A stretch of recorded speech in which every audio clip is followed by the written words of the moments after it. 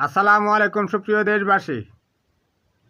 শেখ পরিবারের একটা ছোট চেলা চামুন্ডা নিক্সন চৌধুরীর অ্যাকাউন্টে ৩,১৬২ কোটি টাকার লেনদেন হয়েছে।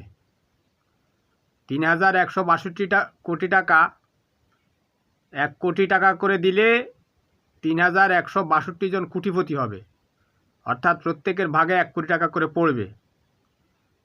তো এত টাকা কোত্থেকে আসলো? সে তো ব্যবসায়ী না।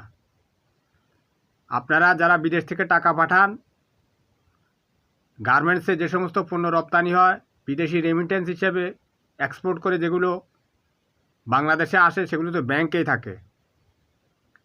আপনারা ব্যাংকে জমা দিয়েছেন, কাগজ নিয়ে ঘরে এসে ঘুমিয়ে রয়েছেন, তারা সেই টাকা তুলে তাদের পকেটে নিয়ে নিয়েছে। তো পকেটে কি তারা নিয়ে ঘুরেছে? বাংলাদেশে আছে? নাই, সব ভারতে পাচার করে দিয়েছে।